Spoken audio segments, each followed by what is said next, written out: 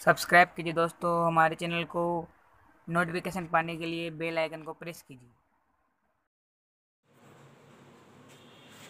मादा जनन तंत्र। देखिए, इससे पहले हमने मानव जनन तंत्र के अंतर्गत नर जनन तंत्र का विस्तार से अध्ययन किया है। अगला हमारा जो टॉपिक है वो है मादा जनन तंत्र, फीमेल रिप्रोडक्शन सिस्टम।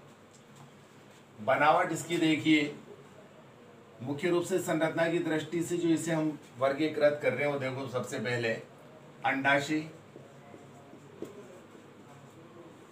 प्रमुख भाग है मादा जनन तंत्र या स्त्री जनन तंत्र का। दूसरा है अंडवाहिनी। नंबर थर्ड गर्भाशय।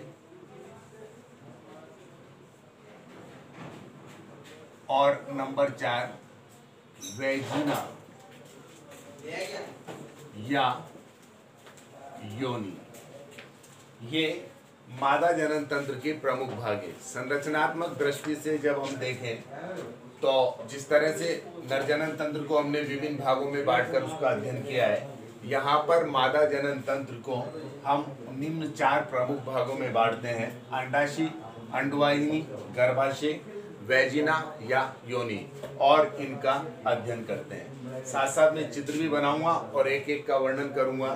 देखिए, सबसे पहले भाग है हमारे अंडाशय। तो आपको बता दूं, स्त्रियों में गर्भाशय के दोनों ओर इस तरह से ये गर्भाशय है, और गर्भाशय के दोनों ओर फूली हुई संरचना के रूप में, इस तरह से गुब्बारे के समान फूली हुई संरचना के रूप में ये दोनों अंडाशय होते हैं। फूली हुई संरचना है, गुब्बारे के समान होती है और गर्भाशय से इस तरह से संबंधित होती है। तो ये है स्त्रियों में अंडाशय। एक जोड़ी होते हैं, मतलब इनकी संख्या 2 होती है। और अंडाशय का प्रमुख कार्य अंडाणुओं का निर्माण करना होता है, मतलब अंडे उत्पन्न करना। इसी के अंदर अंडाणुओं का निर्माण होता है। अंडाणु निर्माण की इस क्रिया को अंड जनन कहा जाता है। अंडाणुओं के बनने की क्रिया को अंड जनन कहा जाता है। तो ये दोनों तरफ से होता है। जैसे ही यौवनारंभ प्रारंभ होता है, लड़कियों में, स्त्रियों में आयु 11 से 12 वर्ष होती है, ये क्रिया प्रारंभ हो जाती है और नियमित रूप से फिर चलती रहती है लगभग 45 वर्ष की आयु तक की स्त्रियों में। तो 11 से 12 वर्ष में क्रिया प्रारंभ हो जाती है। अंडाशय द्वारा अंडाणु निर्माण की प्रारंभ क्रिया हो जाती है, जिससे इसमें नियमित रूप से अंडाणु बनते रहते हैं। पॉइंट नंबर 2 है अंडवाहिनी। देखो, अंडाशय के ऊपर इस तरह से कीपनुमा संरचना होती है ये, और यहां से एक नलिका रूपी संरचना ऐसे निकली होती है। ये जो नलिका रूपी संरचना है, इसी का नाम होता है अंडवाहिनी। अंडवाहिनी प्रमुख कार्य है इसका अंडाणु जो निर्मित होते हैं, उन अंडाणुओं को लेकर गर्भाशय तक जाने का, ये इसका प्रमुख कार्य होता है। अब देखो, ये जो नलिका है बड़ी महत्वपूर्ण नलिका है। जब यहाँ पे अंडाणु निर्माण होते हैं, अंडाणु को इस कीपनुमा भाग में छोड़ दिए जाते हैं और यहाँ से ये गति करते हुए आगे बढ़ते हैं। ये इस नलिका का मध्य भाग होता है। इस मध्य भाग को है तो ये यहाँ से पूरी यहाँ तक अंडवाहिनी, परंतु इस मध्य भाग को एक विशेष नाम फैलोपियन नलिका, फैलोपियन नलिका के नाम से जाना जाता है। इसकी क्या भूमिका है कि स्त्रियों में निषेचन की क्रिया इसी फैलोपियन नलिका वाले भाग में होती है। मतलब शुक्राणु इस तरफ से गति करते हैं और अंडाणु इस तरफ से गति करते हैं। जब अंडाणु और शुक्राणु इस स्थान पर फैलोपियन नलिका वाले भाग पर मिलते हैं तो निषेचन की क्रिया संपन्न होती है तो एक नंबर का एक प्रश्न भी है, स्त्रियों में निषेचन की क्रिया कहाँ संपन्न होती है। अगर ऑप्शन में आपको फैलोपियन नलिका दिया जाएगा तो निश्चित रूप से फैलोपियन नलिका आपको लिखना होगा, और अगर फैलोपियन नलिका ऑप्शन में नहीं है, अंडवाहिनी है, तो अंडवाहिनी आप सही करेंगे, क्योंकि अंडवाहिनी के एक भाग का नाम फैलोपियन नलिका होता है। तो ये अंडाशय है, ये अंडाशय है, और ये इसका कीपनुमा भाग है, ये निकलती हुई अंडवाहिनी है। आगे बढ़ते हैं चित्र में। ये जो थैलेनुमा संरचना हमें दिखाई दे रही है, ये थैलेनुमा संरचना होती है गर्भाशय, जहाँ पर गर्भ धारण किया जाता है। ये गर्भाशय है, एक मांसल संरचना है, थैलेनुमा संरचना है, और भ्रूण का परिवर्धन और विकास मतलब डेवलपमेंट इसी भाग में होता है। तो ये मांसल संरचना है, ऊपर से काफ़ी चौड़ी होती है और नीचे की तरफ ये सकड़ी हो जाती है। इस तरह से इसकी डिजाइन बनी हुई होती है। जब निषेचित अंड, यहाँ पर जब निषेचन की क्रिया होती है, मतलब स्त्री के अंडाणु और पुरुष के शुक्राणु जब फैलोपियन नलिका में मिल जाते हैं, तो फिर ये निषेचित अंड अब गति करता हुआ यहाँ पर गर्भाशय में आकर स्थित होता है। निषेचन से और गर्भाशय की आंतरिक भित्ति, ये सतह है आंतरिक भित्ति, इस पर आकर जुड़ना रोपण कहलाता है। एक क्रिया का नाम होता है रोपण, या रोपण भी इसे कह सकते हैं। तो रोपण जो क्रिया है वो है निषेचित अंड का गर्भाशय की आंतरिक भित्ति से आकर जुड़ने की क्रिया, ये आंतरिक भित्ति है। यहाँ पर जब निषेचित अंड आ जाता है, यहाँ से गति करता हुआ, तो इस परत पर यहाँ से झिल्ली नुमा संरचना बनती है, और ये जो झिल्ली नुमा संरचना बनती है, ये अंडाणु को, उस निषेचित अंड को चारों ओर से घेर लेती है, उसे एक आवरण प्रदान करती है। इस आवरण का नाम अपरा या प्लेसेंटा, सामान्य भाषा में हम इसे आवल भी कहते हैं।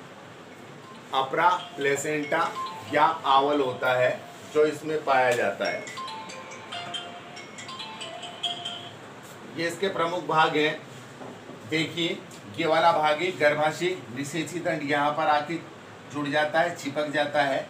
निषेचित अंड का गर्भाशय की आंतरिक भित्ति से आके जुड़ना, चिपकना रोपण कहलाता है। रोपण के बाद क्या होता है कि गर्भाशय की आंतरिक भित्तियों द्वारा उस निषेचित अंड पर जो प्रारंभिक अवस्था का भ्रूण है, उस पर एक झिल्ली नुमा संरचना बनना प्रारंभ होती है। उस झिल्ली नुमा संरचना को हम अपरा या प्लेसेंटा या आवल कहते हैं। इंपॉर्टेंट क्वेश्चन है एक नंबर के लिए कि भ्रूण का पोषण, उत्सर्जन और श्वसन किस सतह द्वारा, किस झिल्ली द्वारा होता है, तो अपरा या प्लेसेंटा उसका आंसर होता है। ठीक है, मतलब माँ के गर्भ में, जब माँ के पेट में बच्चा होता है, भ्रूण होता है, तो उसको श्वसन, ऑक्सीजन, परिसंचरण, ये सारी क्रियाएं कौन करता है? ये प्लेसेंटा नामक झिल्ली या परत की सहायता से ये सब क्रियाएं होती है। इसके बाद देखो, जब भ्रूण पोषण और निषेचन आदि क्रियाएं करके जब परिपक्व होता है, तो निषेचन के बाद जब वो परिवर्धित हो जाता है, पूर्ण रूप से विकसित हो जाता है, उसके बाद संतान के रूप में जन्म लेता है। मतलब रोपण से, ये यहाँ पर आके चिपकने से और संतान के रूप में शिशु के जन्म होने तक की अवधि को गर्भावधि कहते हैं। ये भी एक नंबर का प्रश्न है। गर्भावधि किसे कहते हैं? कि निषेचित अंड के रोपण से और शिशु के जन्म लेने तक की अवधि को गर्भावधि कहते हैं। तो गर्भावधि अलग अलग जीवों में अलग अलग होती है। स्त्रियों में इसका समय 270 दिन होता है। ठीक है, 270 से 280 दिन सामान्य रूप से लगते हैं। स्त्रियों में 40 सप्ताह हम उसे मान सकते हैं कि स्त्रियों में गर्भावधि कितनी होती है? 40 सप्ताह। जो डॉक्टर की जो रिपोर्ट होती है, जो कभी अगर आपने ध्यान कराओ देखा हो, तो जो सोनोग्राफी रिपोर्ट होती है, उसमें भ्रूण की सप्ताह में आयु दी जाती है। जब भ्रूण 40 सप्ताह का हो जाता है, तो संतान के रूप में वो जन्म ले लेता है। तो ये गर्भाशय वाला भाग है, ये इसका अंतिम भाग, योनि या वैजिना। देखो, गर्भाशय से जुड़ा हुआ एक नलिका रूपी मांसल संरचना, पूर्ण रूप से मांसल संरचना है और पूरी मांस से बनी है। नलिका रूपी संरचना है, बिल्कुल पतली संरचना है और इस मांसल नलिका रूपी संरचना का नाम योनि होता है। और पुरुषों द्वारा जनन की क्रिया में इसी भाग में शुक्राणुओं को छोड़ा जाता है। यहाँ पर जब शुक्राणुओं को छोड़ा जाता है तो ये गति करते हुए गर्भाशय में, गर्भाशय से गति करते हुए अंडवाहिनी में और अंडवाहिनी के फैलोपियन नलिका वाले भाग में पहुँचते हैं। तो ये सबसे बाहरी और मांसल भाग होता है। इसका माध्यम, अंदर से जो मीडियम है इसका, वो अम्लीय माध्यम होता है। कुछ लैक्टोबैसिलस जीवाणु यहाँ पर पाए जाते हैं जो इसमें अम्लीय माध्यम बनाने में मदद करते हैं। तो इस तरह से ये मादा जनन तंत्र के फीमेल रिप्रोडक्शन सिस्टम के चारों प्रमुख भागों का हमने वर्णन कर लिया है। एक बार चित्र पर आप ध्यान से नज़र डालें और दोबारा से समझें। ये अंडाशय हैं, गुब्बारे के समान फूली हुई संरचना होती है। अंडाशय का प्रमुख कार्य अंडाणुओं का निर्माण करना होता है और यहीं पर इन्हीं से स्त्री जनन हार्मोन एस्ट्रोजन और प्रोजेस्टेरोन भी छोड़े जाते हैं। ये बनाता है स्त्रियों में एस्ट्रोजन और प्रोजेस्टेरोन हार्मोन। कौन बनाता है? अंडाशय। इसके बाद ये अंडाशय मुखिका है जो कीटनुमा होती है। ये अंडवाहिनी है जो लंबी नलिकाकार संरचना है जो अंडाणुओं को गर्भाशय तक पहुंचाने का काम करती है। ये इसका मध्य भाग फैलोपियन नलिका है जहाँ पर निषेचन की क्रिया संपन्न होती है। ये थैलेनुमा सबसे बड़ी संरचना फूली हुई गर्भाशय है। गर्भाशय में भ्रूण का परिवर्तन होता है, विकास होता है माँ के गर्भ में रोपण से, और स्त्रियों में 270 से 280 मुख्य रूप से इन दिनों के बीच यहीं पर भ्रूण का परिवर्धन और विकास इस संरचना में होता है। और ये जो इसकी कीप या नलिका रूपी संरचना है वो योनि या वेजिना कहलाती है। तो ये मादा जनन तंत्र का संपूर्ण वर्णन था। इसी से जुड़ी हुई एक क्रिया है, वो है ऋतुस्राव या रज चक्र। उसके बारे में भी मैं साथ साथ बता देता हूँ आपको। देखिए कि जब यौनारंभ के बाद 11 से 12 वर्ष की आयु के बाद स्त्रियों में, लड़कियों में अंडाणु निर्माण की क्रिया नियमित रूप से प्रारंभ हो जाती है। जब ये क्रिया प्रारंभ होती है तो यहाँ पर बराबर से, मतलब नियमित रूप से अंडाणु बनते हैं और ये अंडाणु इस मुखिका में और यहाँ से अंडवाहिनी में छोड़े जाते हैं। यदि अंडवाहिनी में फैलोपियन नलिका तक जब ये पहुँचते हैं अंडाणु और इनका निषेचन नहीं होता है तो ये अंडाणु एक तरह से बेकार हो जाते हैं और ये अंडाणु अब गति करते हुए गर्भाशय में आ जाते हैं और गर्भाशय की आंतरिक भित्ति के साथ और कुछ रक्त वाहिनियों के साथ टूटकर ये शरीर से योनि द्वारा बाहर निकलते हैं। इस क्रिया को ही हम रज चक्र या ऋतुस्राव कहते हैं। मेंस्ट्रुअल साइकिल MC इसकी शॉर्ट फॉर्म है। तो मेंस्ट्रुअल साइकिल जो घटना है वो इस पर आधारित है कि जब अंडाणुओं का निषेचन नहीं हो पाता है, अंडाणु रेगुलर रूप से बनते हैं, तो फिर ये गर्भाशय की आंतरिक भित्ति के साथ और कुछ रक्तवाहिनियों के साथ टूटकर योनि द्वारा शरीर से बाहर निकलते हैं। इस क्रिया को रजचक्र कहते हैं। इस क्रिया में 28 से 32 दिनों का समय लगता है और एक बार दोहराई जाने के बाद 28 से 32 दिनों में पुनः दोहराई जाती है। इसे रज चक्र इसीलिए नाम दिया गया है कि चक्र के रूप में चलती रहती है। और पहली बार जब स्त्रियों में ये घटना प्रारंभ होती है तो उसे रजो दर्शन कहते हैं। और 45 वर्ष की जब स्त्री हो जाती है तो उसके शरीर में अंडाणु निर्माण की क्रिया बंद हो जाती है।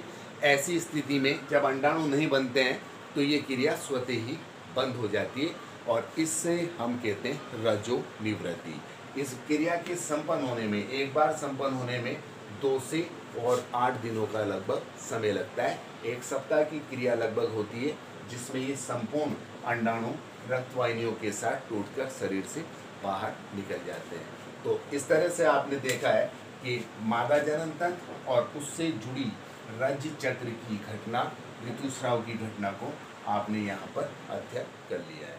ठीक है।